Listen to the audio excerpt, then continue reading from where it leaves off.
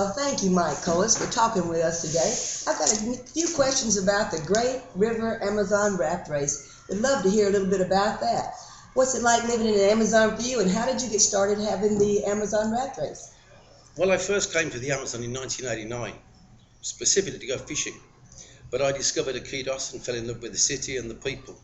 And in 1998, I was fortunate enough to be able to retire, and that's when I came back to Iquitos, and I've been here for the last 12 years. In 1999, I was always looking for ways to increase tourism and to help the local people who were very poor and need work desperately. And I had the idea that there really should be a raft race on the Amazon. After all, it is the biggest river in the world, and it's an amenity that very few people use to the benefit of all. I'd already been organising raft races in Europe for 25 years, and so it was quite easy for me to start one here.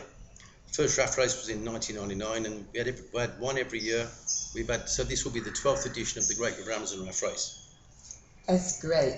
I hear you've had a few other interests in this city other than the raft race. Tell me about the Amazon Golf Club. I'm not a golfer, but in 2004, when I was again thinking about ways to improve tourism, I suddenly realised that there wasn't a golf course here, and that Iquitos must be the only city in the world without a golf course. So, along with a few friends, we got some money together and we built the first golf course in the Amazon. It opened on the 1st of May 2008 after six years of construction. So it's doing very well. And you're doing very well, great. Well, I've been looking at some pictures of people from here, expatriates, and seeing that there's several pictures of people with a giant boa constrictor around their neck. What's that about? Well, I think that the anaconda is synonymous to the Amazon, and when I found an anaconda once, and I asked somebody to take a picture of it while I was rapidly. It was only basically a small one. It was a 20-foot male anaconda. 20-foot female anacondas grow twice the weight, and there have been a few encounters of other people, not myself, with anacondas of that size. My goodness, then, well, do you know of any dangerous animal run-ins? I think the most dangerous animals in the Amazon aren't the big, cumbersome things like anacondas or alligators or jaguars. They're the small things like mosquitoes and other types of biting flies, which can be a real nuisance. We have spiders here. In fact, in 2006, when I was organising the 2006 race, I was in the village of Tamshiak and got bitten on my backside by a brown recluse spider. It was very painful, and it took 2 months to heal. Well, that sounds exciting to have to deal with all of that. What about any close calls on the rat race? Have you had any? We've never really had any close calls on the rat race, except in 2008 when the Canada 1 team, led by David Petrosky, who was actually celebrating his 71st birthday on that very day. They were in some fast current and they crashed into some logs and the raft capsized. Luckily, as per the rules, they were wearing life jackets and they were soon picked up by a rescue boat. And those guys lost their raft, but found another raft at that day and carried on to complete the race. Well, you've had quite a few teams in the last years. I understand you had top number was 46 a couple of years ago. Have you ever had any last-minute entries just pop up and participate? We always have last-minute entries. They're what we call the waifs and strays. They're the backpackers that suddenly turn up into Iquitos and find out there's a raft race and want to take part. So we always keep at least 4 rafts spare to accommodate those latecomers. And there always are people. There always are, yeah. There always will be. We guarantee it. No? Yeah. Well, let me ask you a little bit about being an expatriate here. What could you say it's like? Is there a large community? Do they all stick together? Tell me a little bit something about that. Yes, we all get on pretty well together. I love Iquitos. I love the people. The people here are very tranquil. It is very safe. Probably I consider one of the safest places in the world. There is no violence here, but there is quite a bit of stealing because the people are poor, but nobody would want to hurt anybody. The other thing, one of the reasons why I like it is because it's perpetual summertime and beer is very cheap, and that's a combination which I just think is unbeatable. I agree. Why did you move to Peru? I first discovered Kidos in 1989, and I just fell in love with the place, and I kept coming back and coming back and coming back, and hated leaving it every time.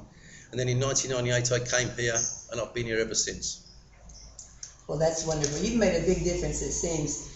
Can you remember any, well, let me just ask you this. What would you recommend a person to do if they had a few days in Iquitos? Or how much time would you recommend that they stay here if they want to get the full view? Ideally, I would have thought that a minimum time to stay in Iquitos would be 5 days. That is the minimum, the bare minimum. 2 days to discover the city and the amenities it's got, like the zoo and the butterfly farm and Bel Air Market, and then 3 days and 3 days and 2 nights at least in the jungle to savour the rainforest that is best. Very good. And let me ask you just one more question about the raft race. I understand that there's a little rivalry that's going to take place between a couple of teams this year, having to do with a captain of one of the winning teams, local winning teams. This is Cesar Pacaya, who has been the captain of one of the winning rafts every year for the last 11 races.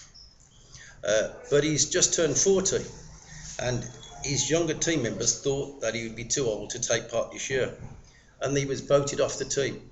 He's been replaced by his son. This also coincided with an email that I got from Amin Adili from Tehran in Iran, who was coming to take part in the race, saying that his fourth team member had an accident mountain climbing and wouldn't be participating. So I immediately told Amin not to worry. We've got a real ringer, somebody that knows the river, and so Caesar is going to be with the Iranian team. In fact, the Iranian boys are going to come a couple of days earlier than the start, so they can go out to the village of Padre Cocha with Caesar, and he's going to show them the ropes. I understand the Iranian team is almost professional, or are professional. They are all extreme sportsmen, very fit, very motivated, very much motivated, and they are determined to break records. And so they're going to put their experience together with the old men from the river. The old man of the river, yeah. That'll be great. It was 40. Well, what would you tell anybody who was thinking, I wonder if I want to participate? How could you convince me? Well, you see, first of all, it's an adventure of a lifetime. It's something that you just can't do anywhere else. And if somebody said, well, I'm too old or I'm not fit enough, it's not a problem. Like I said before, David Petrosky celebrated his 71st birthday on the second day of the race in 2008. We've had other rafters older than him. In fact, this year I'm going to compete in the raft race myself for the first time. We have lots of support boats, and each team carries a red flag. And if there's anybody that's sick, exhausted, or just damn right fed up, they just raise that red flag, and they'll be on that. They'll be on the support boat, drinking beer and laughing at me and everybody else as they go along. Well, it seems like people make a lot of good friends that last a long time.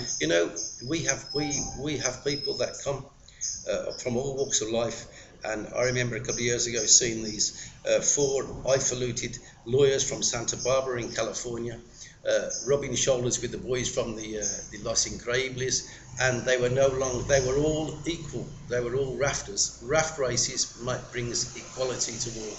Well, you mentioned Los Increíbles, and that's who we want the old man's team to beat. Yes, that's right. He's determined to beat his son, beat the Incredibles, Los Increíbles. Yeah. Okay, then. Yeah. Any parting words, Mike? Okay, well, I just hope that everybody has a good race this year, and that everybody enjoys it, and that there aren't any mishaps. And I'm looking forward to the first time to completing the race. Thank you so much. My pleasure.